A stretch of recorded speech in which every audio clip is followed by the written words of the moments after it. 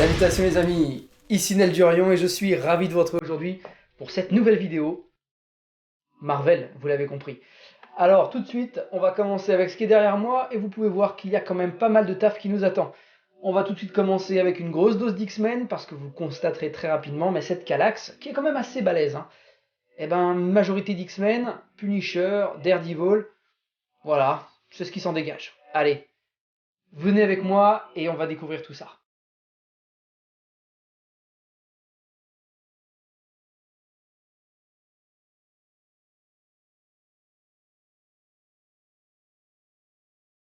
Ok les amis, nous y voilà pour la première partie de la collection Marvel, avec tout d'abord du X-Men évidemment. Vous le verrez, la Calax est largement remplie des X-Men, c'est quand même la série qui m'a fait débuter les comics, et d'ailleurs au cours de cette vidéo vous verrez mon tout premier comics. Bon, certains l'ont déjà vu sur la chaîne, mais vous verrez, c'est une vieillerie ancestrale à laquelle je tiens particulièrement. 23 ans, rendez-vous compte. Donc tout d'abord, un premier étage largement utilisé pour la collection Mutante chez Hachette. Donc je suis abonné depuis déjà plus d'un an, je crois même un an et demi. Il y en a beaucoup que j'avais acheté d'occasion à des gens qui s'en séparaient. Et c'est une collection qui était initialement prévue en 80 volumes. D'ailleurs le 80e est là, juste ici, normalement. Et eh bien en fait cette collection, ça a été dit plus ou moins officieusement sur des forums obscurs d'internet. Il y a un intervenant de chez Hachette qui avait répondu à un abonné en disant tout simplement que la collection serait certainement prolongée au-delà des 100 numéros, mais que déjà on allait au moins à 100 numéros. Donc, pour vérification, mon meilleur ami qui est abonné depuis plus longtemps que moi et qui a un tout petit peu d'avance sur moi dans la collection, eh bien m'a dit qu'il avait reçu déjà un tome ultérieur des 80 initiaux en fait. Donc j'ai hâte parce que c'est une collection que j'aime particulièrement. Ça fait une très jolie frise d'ailleurs. Je pense qu'elle occupera à terme l'intégralité de mon premier étage, si ce n'est plus. Et puis moi je suis très satisfait d'avoir du hardcover pour... alors c'est 2 parutions, en tout cas 2 envois par mois, frais de port compris, 28€. Ça vaut vraiment son pesant de pesetas. Bref, les X-Men, c'est vraiment quelque chose que j'aime particulièrement, et il faudra que je m'y replonge parce que c'est pas juste pour habiller ma Calax que je les ai achetés. Je compte vraiment tout lire et en faire une playlist sur la chaîne où je découvrirai tome par tome toute la saga. Et ça va être super chouette. Bref, du X-Men encore avec, il me semble que ça n'existe plus chez Panini, les Marvel Events. J'aimais vraiment ce format. J'en avais plusieurs comme ça. Par exemple, là j'ai Old Man Logan sur ma table de nuit parce que je suis en train de le lire. Et c'est très très bon, hein. C'est mon meilleur ami qui m'a qui m'a dit putain, t'as toujours pas lu ça, c'est une dinguerie et tout. Si t'as aimé le film Logan en plus, tu vas trop aimer et tout.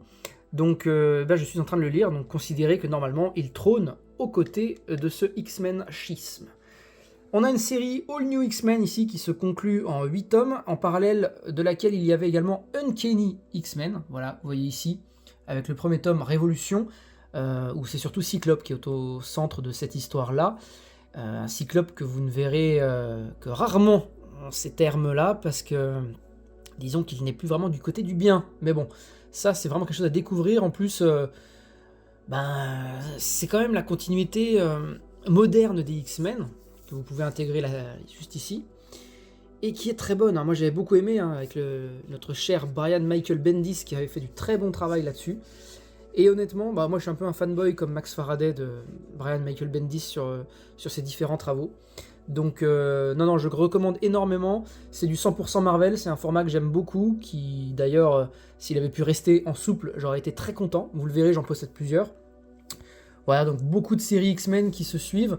Normalement, là, on est sur les années 2010 et quelques à peu près, 2016 ici. Et on arrive au deuxième étage. Vous verrez, ça va quand même assez vite cette vidéo collection que je pensais faire en 2 parties et au final pas besoin. Par exemple là on a All New X-Men et normalement on a des dates, c'est pas toujours le cas chez Panini, on a normalement des dates là derrière. Voilà, All New X-Men de 2016. Donc évidemment que ça dure sur plusieurs années. Ça va être compliqué à remettre d'une main, comme à chaque fois, mais ça va, ça passe. Bon, quand ça passe, c'est que c'est pas trop serré. Ça veut dire que j'ai un petit peu de marge de manœuvre encore. Bref, des petits omnibus, ça c'est hyper important, c'est vraiment un format, je sais, qui divise les gens. Moi j'aime énormément. Alors à lire dans le lit, c'est très compliqué, la plupart du temps je les lis sur table, ou sur un pupitre de curé que j'ai volé dans une église, c'est totalement faux, mais ce serait bien utile. En tout cas, ça c'est les anciens formats d'omnibus, ça a déjà plusieurs années. Ça c'est les énormes pavés, c'est les plus costauds, je crois pas qu'il y en ait des plus costauds que ça. On est un petit peu sur le format Ultimate Spider-Man tome 2 par exemple, hein, pour vous donner un ordre d'idée. Les aliens sont pas mal aussi, mais on les verra dans la vidéo 1D licence. Là, on a un petit prélude à l'ère d'Apocalypse qui s'est glissé entre les omnibus pour tout simplement conduire à l'ère d'Apocalypse. Alors, j'en ai bien conscience et vous devez certainement le savoir vous aussi, mais c'est beaucoup de doublons. Hein. Ce que j'ai dans la collection là-haut, je sais plus vraiment où, mais dans les tomes qui se suivent à un moment donné, bref, j'ai l'ère d'Apocalypse à un moment donné, donc je sais que j'ai des doublons. Là, vous voyez 2 omnibus sous blister. En fait, ça, je les avais en deluxe il y a plusieurs années, au moins 6-7 ans, je crois, en arrière, peut-être un peu moins. Et donc j'avais lu le complexe du Messie et le retour du Messie en deluxe. Je les ai revendus pour m'acheter les 2 omnibus. Parce que, comme je vous le disais, j'adore cette collection. En plus, des omnibus comme ça, c'est très comestible. Honnêtement, ça, dans le lit, ça pose aucun problème. C'est un genre de deluxe survitaminé. Extreme X-Men, bah, c'est sorti quoi, en décembre? Donc avec Salvador Larroca au dessin, Chris Claremont au scénario. Beaucoup ont dit que c'était pas ouf. Moi honnêtement, le scénariste j'adore, le dessinateur j'adore. Alors si je passe pas un bon moment avec ça, il y a quand même un problème. Ici, qu'est-ce que je vous disais en introduction de vidéo? Le tout premier comics de ma vie. C'est ni plus ni moins que le tout premier comics de ma vie. Non, je l'ai pas encadré contre un mur, mais je l'ai gardé ici. Et évidemment, j'ai sa suite derrière. Donc Les Enfants de l'Atome, un tome 0.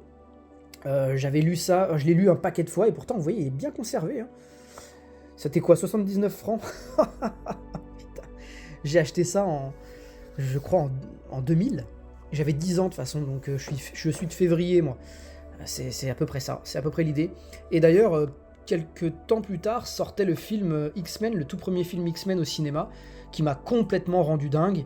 Et d'ailleurs, dans la foulée, sortait Ultimate X-Men. Vous les verrez, je les ai rangés un peu plus loin.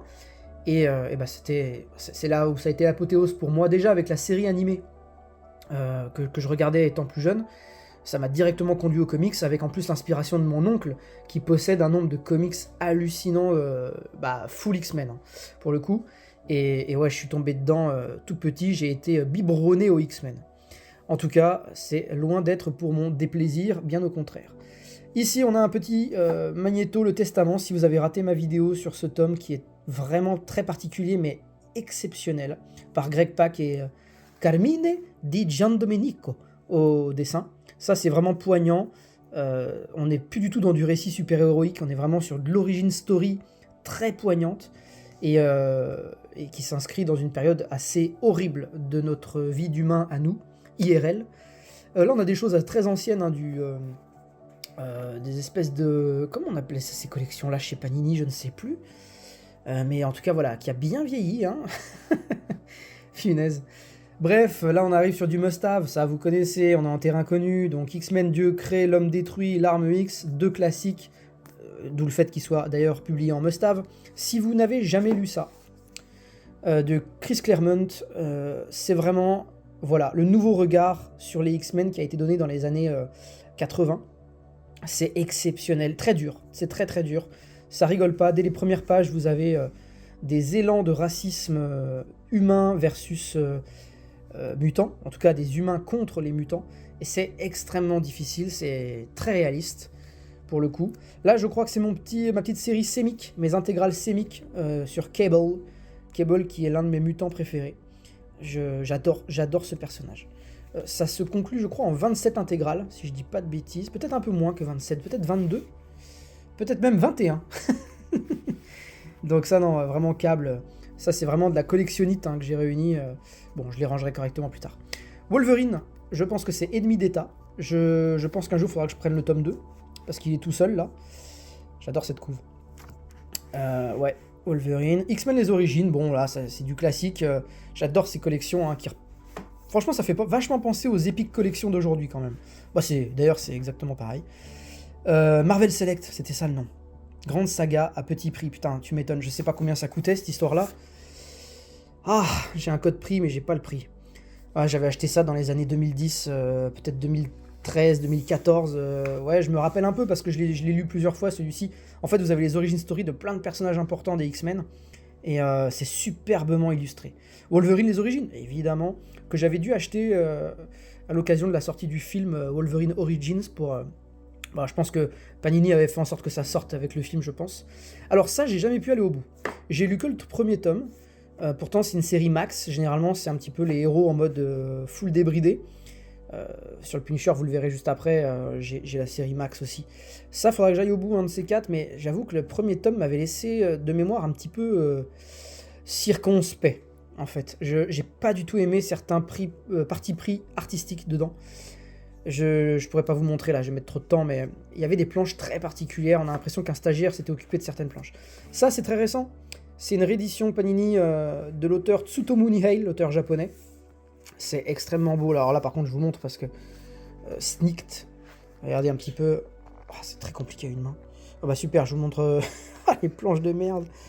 Ah ouais voilà, c'est ce genre de taf là quand même. Non, franchement, ça, peut-être que j'en parlerai sur la chaîne, à l'occasion, quand je vais le lire. Ça se lit très très vite, il y a très peu de pages. Et ça peut être très très chouette. Du même acabit d'ailleurs que Wolverine and the X-Men, qui fait partie de la continuité et qui est... c'est un super run.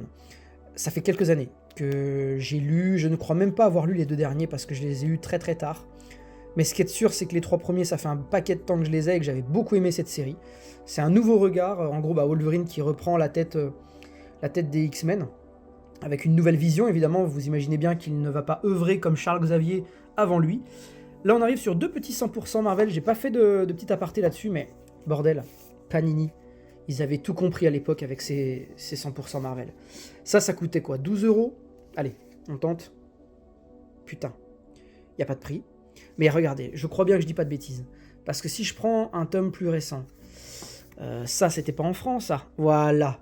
12 €. 12 €. Putain. Franchement, l'époque où je payais ça, 12 balles. Ah, c'est hallucinant, ça fait trop mal. Et j'adore, moi, le softcover. Et on dit ça vieillit mal. Mais je les ai depuis tellement de temps. Vous avez l'impression qu'ils ont mal vieilli? Franchement. Non. Oui, les coins prennent plus cher, oui, mais il suffit de faire gaffe. Bref, pourquoi ce petit crossover Wolverine Punisher au milieu? Tout simplement pour vous conduire sur le reste de ma collection dédiée au Punisher, qui est mon super-héros Marvel préféré, voilà, et qui se bat toujours, tous les jours, dans mon cœur pour prendre la place de Batman, mais il n'y arrive pas pour l'instant, et je ne pense pas qu'il y arrivera, parce que Batman, c'est vraiment encore plus cher à mon cœur, je pense, mais pas de beaucoup, hein. Mais bon, bref, on a des belles choses qui arrivent. Souvenez-vous que cette année, c'est l'anniversaire du Punisher. Au mois de février, Panini va faire plein de sorties et de ressorties de titres sur Frank Castle. Tiens, deux beaux icons ici avec la collab Ennis et Steve Dillon. Donc là, on apprécie Steve Dillon, le défunt Steve Dillon. Alors, ici, là, ça, c'est ce qui se fait de mieux. C'est ce qui se fait de mieux sur le Punisher. Born, j'en avais parlé sur la chaîne. Hein. Peut-être que je ferai la suite. C'est toujours compliqué pour moi de vous proposer les tomes suivants dans une série parce que déjà je perds du monde. Je perds beaucoup de gens, je l'ai vu avec Alien. En fait, dès lors que je vous parle des tomes qui suivent dans une vidéo sur un tome 1, j'ai le même problème que les éditeurs, c'est-à-dire que quand on sort un tome 2, les ventes diminuent, un tome 3 encore plus, et ainsi de suite, jusqu'à 18, vous imaginez bien.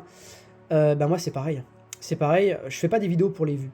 Parce que concrètement, sinon je ferais que de parler de Batman. Même si c'est ce qui va être le cas en 2024, mais c'est surtout une volonté de ma part de raccrocher les wagons dans la continuité Batman, parce que ça me manque énormément.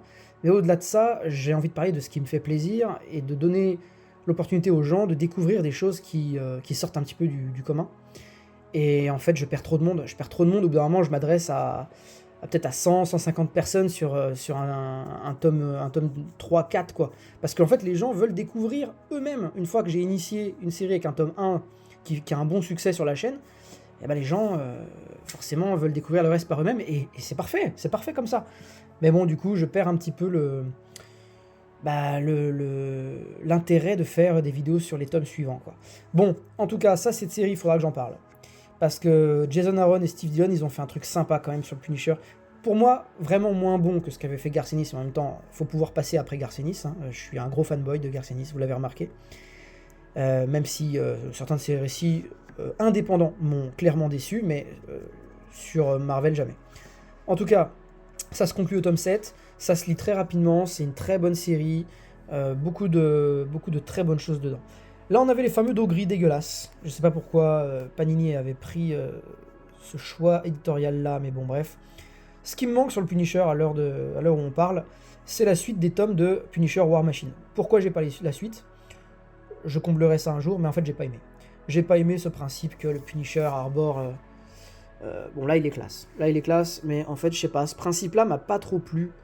D'avoir l'armure War Machine, c'est pas un truc qui m'a vraiment botté à la base. Moi j'aime bien le héros street un peu, donc l'anti-héros street. Quoi qu'il en soit, là on a des choses plus sympas. Petit aparté, parce que ma mémoire fonctionne plutôt bien sur le Punisher. Dans cette série Opération Condor, que j'avais bien aimé, Punisher moderne, tout à fait accessible, ils ont censuré les insultes dans le tome. Alors quand le Punisher dit espèce d'enfoiré, espèce de connard, machin, tout est censuré avec des astérisques. Attends les mecs, on lit du Punisher. On lit pas, je sais pas, Little Pony versus Transformers. Faut arrêter les conneries. Ça existe, hein, les amis, ça existe. My Little Pony et Transformers chez Vestron, ça existe. En tout cas, là on arrive sur la série plus récente. Je vais pas tout vous faire non plus, mais ça, j'en ai parlé, un premier tome sur la chaîne, le reboot un petit peu du Punisher. Pardon, c'est pas le tome 1, c'est celui-ci. Ça, j'en ai parlé sur la chaîne. Là, il a encore l'ancien logo, mais c'est à l'intérieur de ce tome-là qu'il en change pour un crâne de samouraï. Et il devient le chef de la main. Donc, allez voir ma vidéo si vous ne l'avez pas vue. C'est excellent. Jason Aaron de retour sur le personnage et il fait du très bon job. J'ai pas terminé la série, il me reste le tome 3 à lire, plus Journal de guerre qui est un recueil d'épisodes peut-être, des tie-in, je sais pas trop ce que c'est. Mais en tout cas, voilà, la série se conclut en 3 tomes. Bon, ici on a un petit Daredevil Punisher. Pour quelle raison? Eh bien tout simplement parce que nous entamons l'un des personnages qui sera, je pense, quelque chose que je vais lire à fond dans les mois à venir, peut-être dans deuxième partie de cette année, parce que c'est vraiment Batman la priorité.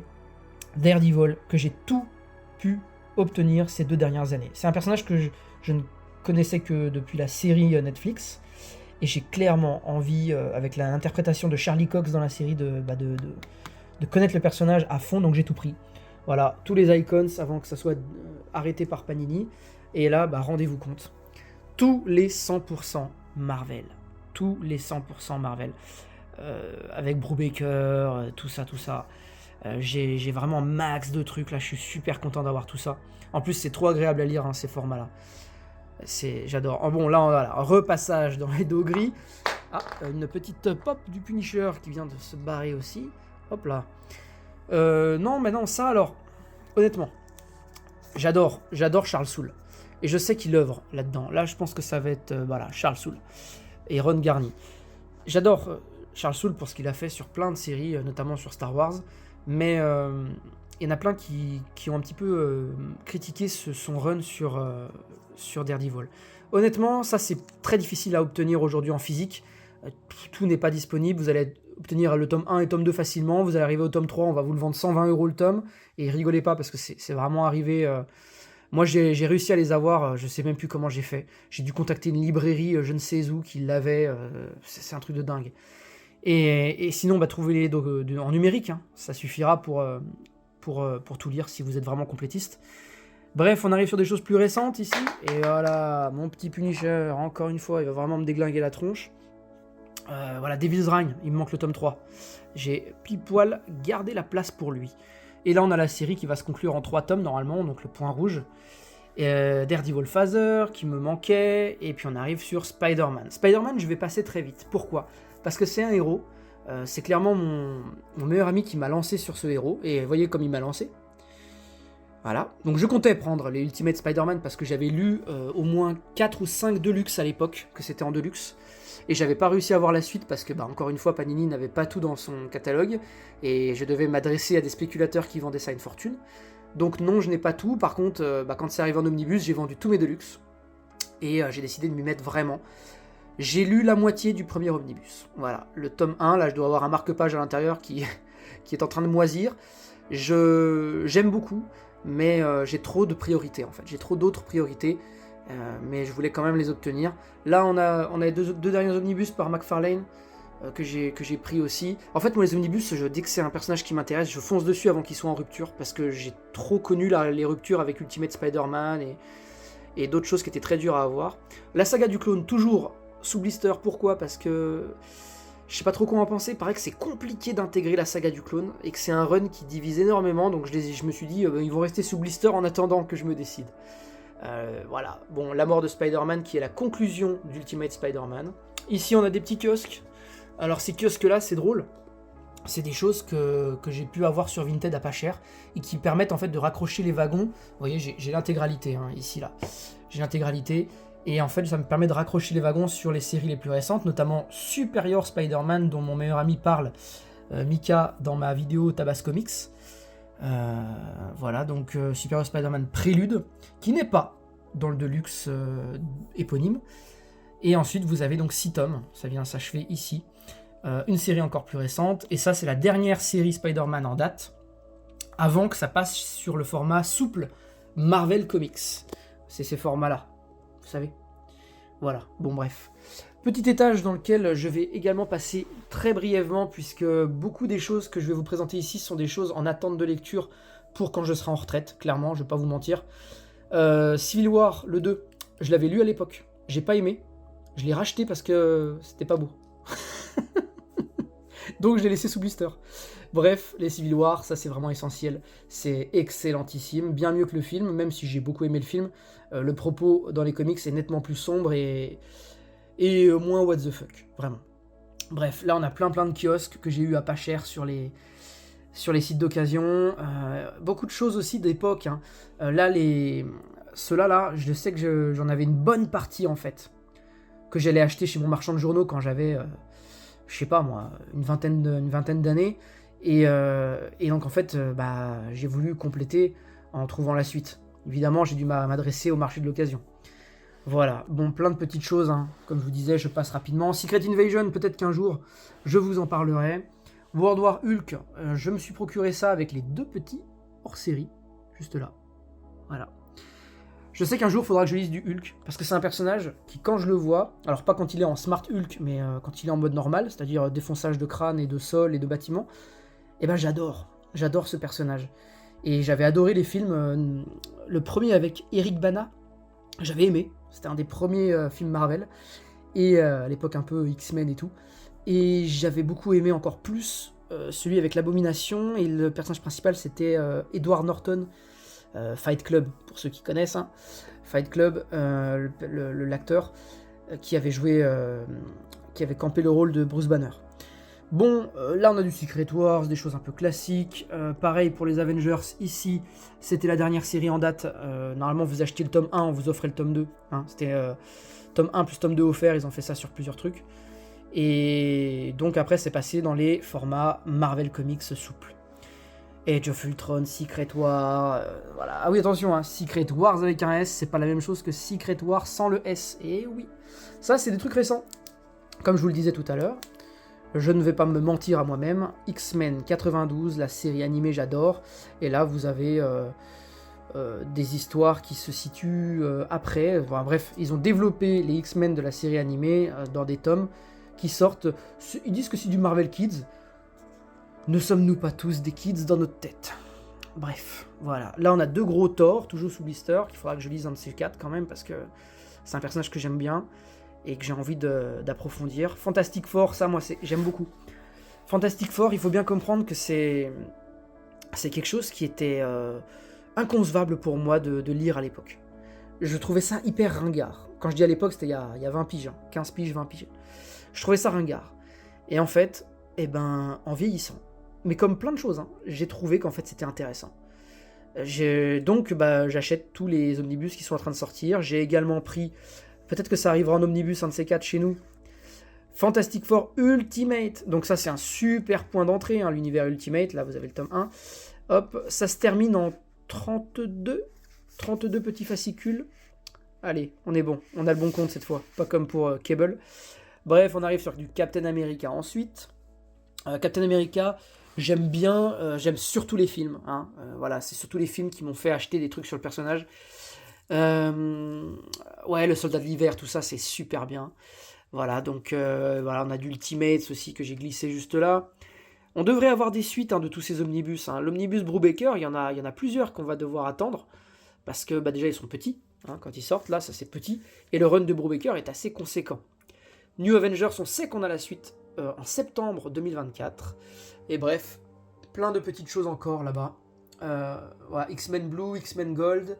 Il me manque le tome 3 de X-Men Gold et le tome Red, X-Men Red. Annihilation, petit cadeau de mon oncle. Il a acheté l'omnibus, du coup il m'a offert les 2 Annihilation. Un petit Absolute, j'en ai pas. Sauf sur Star Wars, vous l'aviez vu. C'est pas un format qui me plaît beaucoup, mais c'est vrai que c'est collector et celui-ci je l'ai eu à pas cher. Dernier étage les amis, on va réussir à boucler cette vidéo avant la demi-heure, c'est incroyable. Ça va aller très très vite parce que déjà c'est moche, mais c'est quand même la continuité les gars, faut pas déconner. House of X Power of 10 qui nous conduit à Dawn of X. Dawn of X en 16 numéros qui laisse place à X of Swords. Et je me suis arrêté au tome 1 de Reign of X dans mes lectures. Rendez-vous compte, je n'ai lu que ça. Voilà, j'ai tout ça qui m'attend. Et encore, vous arrivez donc à Reign of X, tome 12, petite interlude avec Hellfire Gala. On repart jusqu'au tome 22, on laisse place à X-Men Inferno. Voilà, X-Men Inferno juste ici. Et une fois qu'on est là, on a... ah oui, on avait ça, on avait le petit Wolverine qui était venu avec X-Lives, X-Death en 2 tomes. Et on part sur ce qui est en train de se conclure. C'est Destiny of X. Destiny of X qui se prolonge jusqu'au tome 28. Le 28 devrait sortir prochainement. Moi, je me suis arrêté à 23 là dans mes achats. Mais à chaque fois que je les achète d'occasion. Donc ça va, je m'en tire à bon prix. Et juste en dessous, nous avons le Saint Graal, dont je vous ai fait une vidéo sur la chaîne. Il s'agit, si on veut bien me les donner, Ultimate X-Men, en effet. Alors moi, autant vous dire que ça a des années. J'ai tout acheté. Je crois que j'avais des trous quand même, mais admettons. J'ai tout acheté à partir de 2002.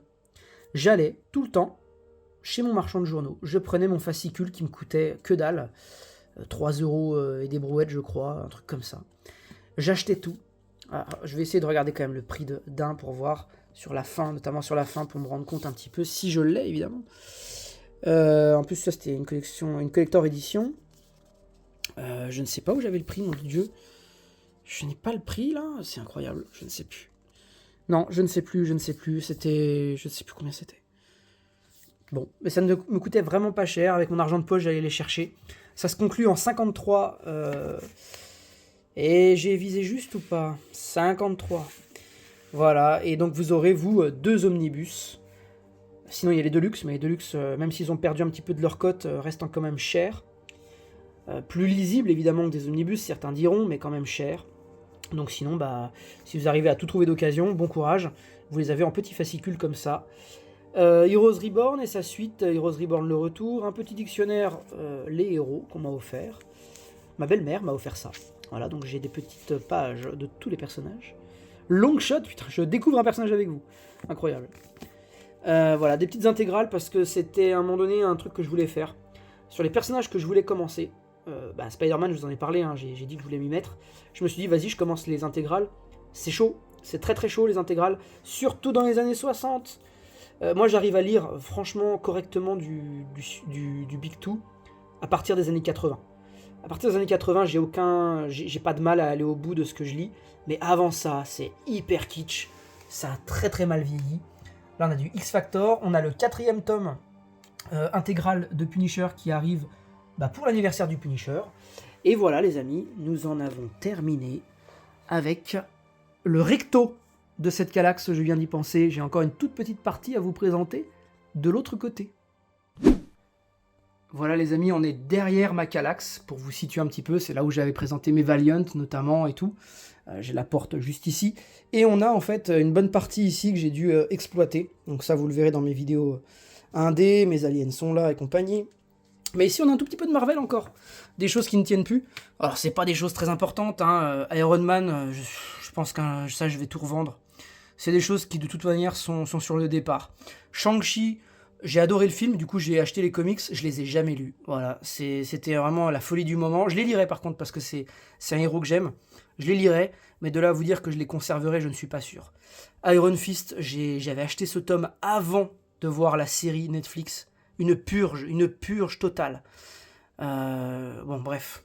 J'ai appris que Marvel voulait se resservir du personnage pour une série, mais cette fois-ci de mettre un Iron Fist féminin. Eh ben, grand bien leur face, parce que le personnage masculin était nul à chier. Danny Rand, campé par Finn Jones, c'était de la grosse merde.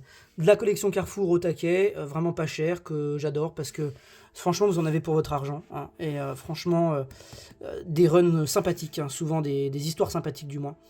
Bon, voilà, et puis là, bah, quelques petits trucs en pagaille, mais on arrive très vite sur DC, et pire après. Voilà les amis, cette fois-ci on en a vraiment fini, et je vous laisse avec la conclusion.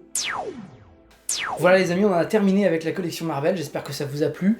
La prochaine vidéo collection est la dernière, mais je pense qu'elle sera en 2 parties parce qu'il y en a beaucoup à vous présenter, c'est les indés. Mais dans les indés, il y a aussi des licences, et croyez-moi, les licences, j'en ai un paquet. Et comme tout est mélangé dans ma Kallax, dans mes Kallax, parce que j'ai maintenant 2 Kallax pour les indés, ouais, rappelons quand même que les indés, j'ai commencé il y a 3 ans, et que j'ai déjà rattrapé ce que je fais en Marvel, depuis 23 ans. Bref, la collectionnite aiguë, un mal qui nous ronge. On se dit donc à la prochaine pour la vidéo des indés. D'ici là, portez-vous bien, lisez un max, et on se dit à très vite. Ciao.